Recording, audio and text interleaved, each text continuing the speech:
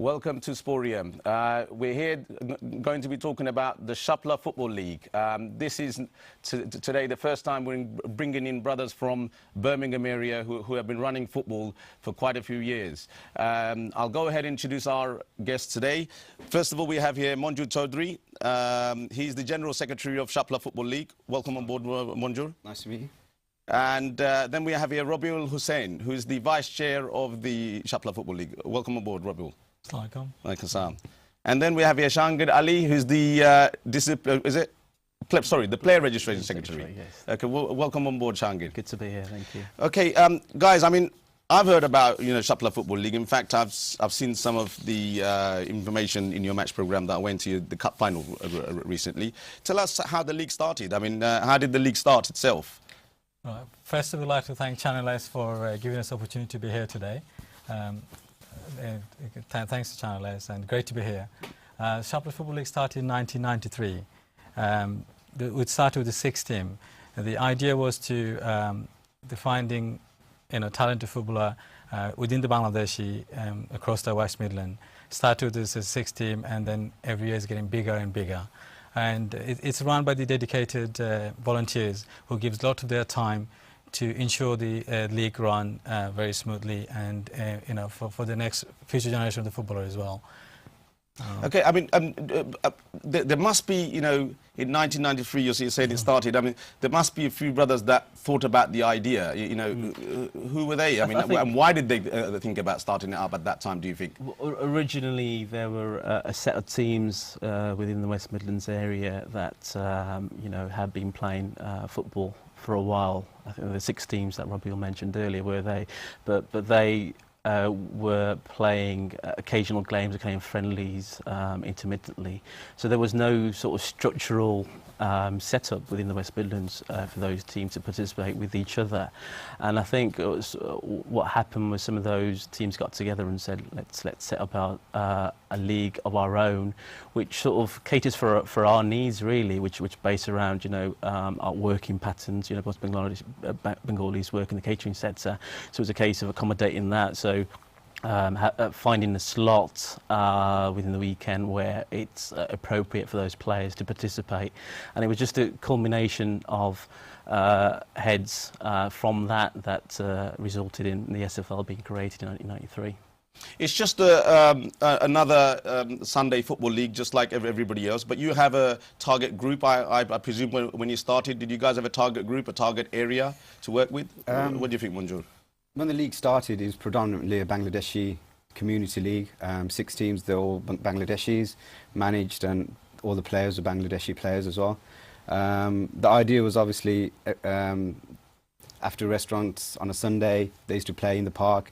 Eventually they started putting teams together and they were playing one another in friendly games.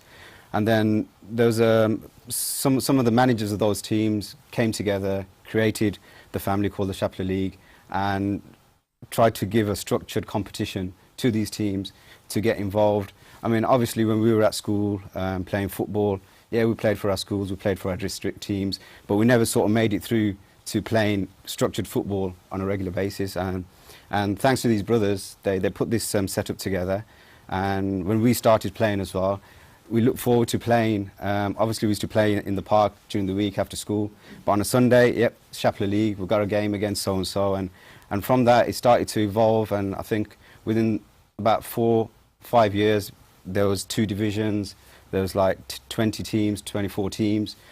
From that, it got opened up to the rest of the community, where I think for the first couple of years, 4 non-Bangladeshi players were allowed into each team. And from that, it was affiliated to the FA. And when we affiliated to the FA, I think that's when it started to open up to the rest of the community. And now it's open to everybody. But it still has a core Bangladeshi theme. The committee is predominantly Bangladeshis. The top teams are still managed by Bangladeshi managers. So even though it's open up to the whole community, predominantly we still have a core of Bangladeshi people running it. So, Shangir, I mean, you're the Player Registration Secretary. What's the percentages of Bangladeshi players are registered within the league, would you say? I mean, we don't really keep statistics like that, but I mean, if I had to have a good guess, I would say probably about 50–60% probably are Bangladeshis, and then there's a fair percentage of Pakistanis, and we've also got some Afro-Caribbean teams as well within that. I mean, and just to sort of just touch upon what Munj was saying earlier regarding bringing in other groups as well. It happened during the FA affiliation. You know, we sort of expanded and we sort of, you know, aren't discriminatory towards any particular group at the moment. So we're allowing everybody and anybody in. So what made you guys think about incorporating, you know, other nationalities involved? Now, obviously, you said it was focused with Bangladeshis. Was there any reasons why to open it up to everybody else around the area? Was there a demand, or did anybody, you know? I think there is a demand, and also to have a competitive game. I think to get involve every community as well. Just calling ourselves the Bangladeshi League, it wouldn't be nice to go to the other different communities as well. Also to mix with the other communities as well. And there is some talented players in a different community. So now, before we never used to have a good games that we're having at the moment. The last cup final has been really a big success at the Villa Park. It's purely because it's a mixed team. And it was a majority Bangladeshi player being played there. And I think they do bring some quality football there. Yeah, well, I think, I mean, it's a multicultural league by the sound of it. You got some team called the Reggae Boys, I think, yeah. you know, well, from Afro-Caribbean background. You got another team called Kurdish UK. I mean, do you think there's a magnet for them to come in? I mean, why do you think that they might be interested in Shapla Football League? I think big thing is because of the Villa Park. I have to admit that it is a prestigious venue the Villa provided us, and everybody wants to play. Sunday League team wants to play the Villa Park, and I think that is a key thing for the other community to come to play in our league, and I think this is the main reason. Okay, so let's talk about that then, because that's something very unique. You know, a Sunday League team, particularly you know, Bangladeshi involvement, and you guys have got you know, cup final played at a Premier League you know, professional football club, really. I mean, how did that happen? Sorry, just before I answer that question, just touching up on what Robbie was saying. I mean, it's a bit of a disservice to say that teams just joined the Shapla League because of Villa Park. They joined because it's a reputable league, and I mean, Kurdish UK FC, they've played in other leagues. They came to the Shapla League, sorry, because they heard of the standard of football, the facilities, and the service that we provide. And one of them is actually Villa Park. Villa Park came through to us, I think, through some work from Habib, who's our chairman. He works for the Birmingham government, local council, and with his connections, and I think during some discussions with the community, Villa Park came up where they were looking to try and get more Asian people, because Aston Villa, where they're based, is predominantly a Bangladeshi area. There's a lot of Asian people there, but they hardly go to the games. So they thought if they could come to talk to somebody like the Shapla League and get the Aston Villa's name associated with the league and giving us the cup final there, it might attract punters to go to their games. And to be fair, since we've been there, a lot of people used to be a bit apprehensive about going to a football stadium, you know, violence, riots and this and that. But now, when I go to a Villa game, there's a lot of Asian people going there to watch Aston Villa playing. So on both sides, it's worked out pretty beneficial, because Aston Villa have got some minorities going in there now to watch their game. And we, as a league, have got probably one of the best venues, football venues in the UK to hold our prestigious cup final. But also for the cup final itself, I mean, I was quite lucky to just catch some of it and when the final happened. And just I was amazed with the amount of people that were there. And even then, some people were telling me that, you know, some of them left already by the time we went. How do you guys manage to get that many crowd down there?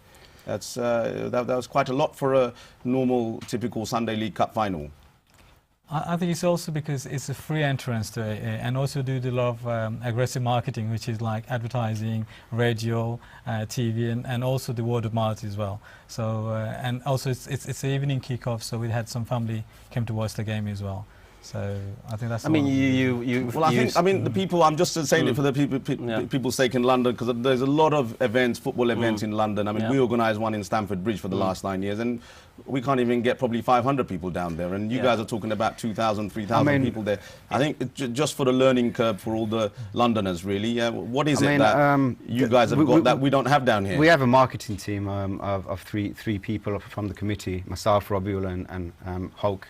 And with the rest of the committee, we put a plan together probably about 2 months before the cup final date, where we target what we need to do to try and get people in there, be it posters, brochures, adverts, using social network like Facebook, and also our website I think helps a lot as well, because we do get a lot of hits on our website, Shapla+League.com for everybody out there if they want to check us out. But I mean, generally word of mouth. I think there's 7 of us on the committee. We're all from different regions in Birmingham, and through networking, we're all into business and other enterprises as well. And through the links and networking that we do, it does attract a lot of people. We do have a lot of dignitaries that come to the cup final as well. Aston Villa are very well kindly every season give us their directors area. So when we invite the dignitaries in, councillors, local MPs, even the High Commission, the Assistant High Commissioner of Bangladesh comes to the games.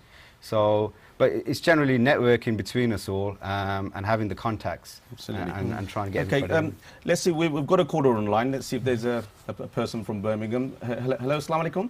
Hello, assalamu alaikum. Wa alaikum salam. Who's calling, brother, and what would you like to say? Hello, assalamu alaikum. Hello, assalamu alaikum. Yeah, we're listening to you. What would you like to say? I I got a couple of questions. Well, it's one question, 2 parts, right? We are, probably third generation of Bengalis in the UK. Okay. Right? Now, up to now, you and I, we've grown up in the same area. Up to now, I haven't seen any single player from the Bangladeshi community, right, go anywhere in the top division or the championship or League One, right, as far as I know, or no Bengali-based team has achieved that, whereas you look at AFC Wimbledon, within 10, 12 years, they've achieved that, they've gone into the league. Now, for the last 20 years, there's been so many organizations, Bengali football this, Bengali football that. You talk and talk and talk and organize this and that, but what have you actually achieved in the sense of football in the UK, or to provide hope for any youngsters growing up? Okay, so first of all, I'll throw it back at you just before you go. Why do you think it's missing? Well, you know, why do you think enough Bangladeshis aren't playing in the top level that you're talking about? And by the way, we do have one person who's Anwaruddin who's playing in Barnet Football Club at the moment. So there's one person there so far. But what do you think is missing? Well, I think within the organisations that are involved, there's major flaws, major things going wrong. If AFC Wimbledon can start from scratch, right, and within 12 years reach the league, then obviously we're doing something wrong. Okay, let's throw it back at some of the panel guys. What do you guys think? Because this was something that I was going to ask you. That what do you guys think? The Bangladeshis or Asians aren't going far into the top level of football. Well, there's I think quite a few factors that we need to consider. One of them is I think there's a cultural sort of issue within the Bengali community in terms of whether there's the support network from family members if you choose football as a career. I think most of us are focused on academic achievements, and football is not seen as a serious way or as a serious career, and that can be a hindrance for any potential footballers.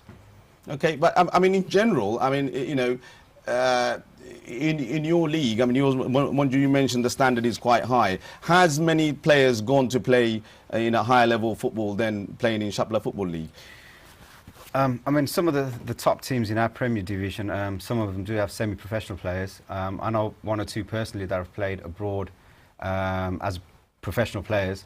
I mean, you got to understand it's very difficult to try and get into English football, especially for Bangladeshi players. One, cultural issues is one barrier. Another barrier is probably the physical issues. The Premier League or English football isn't